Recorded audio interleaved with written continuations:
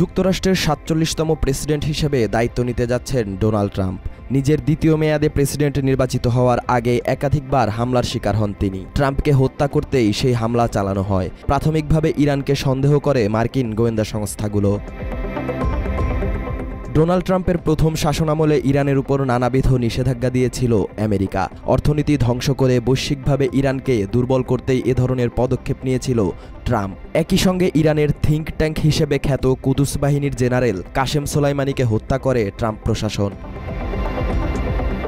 ৪৭তম president হিসেবে নির্বাচনের আগে একাধিকবার ডোনাল্ড ট্রাম্পকে হত্যা চেষ্টা করা হয়। কারা ট্রাম্পের উপর এই হামলা চালিয়েছিল সেই প্রশ্নে সবার আগে নাম আসে ইরানের। কাশেম সোলাইমানির হত্যার প্রতিশোধ নিতে ইরান এমনটা করতে পারে বলে ধারণা করা হলেও তা অস্বীকার করেছে দেশটির president Masoud Pezeshkian. Ever since the beginning, we never intended to do that. সাম্প্রতিক সময়ে মার্কিন গণমাধ্যম এনবিসি নিউজে এক সাক্ষাৎকার দিয়েছেন পেজিশকিয়ান। তার কাছে জানতে চাওয়া হয় ট্রাম্পকে হত্যায় ইরানের কোনো পরিকল্পনা আছে কিনা। জবাবে পেজিশকিয়ান জানায়, কখনোই না। ইরান কখনো নবনির্বাচিত প্রেসিডেন্টকে হত্যা করতে চায়নি।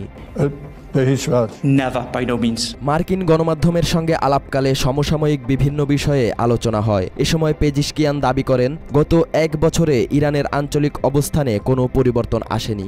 এখনও শক্তিশালী অবস্থানে আছে Iran. We're more coherent, we're more robust, we have better participation, we have a more solid security in the country.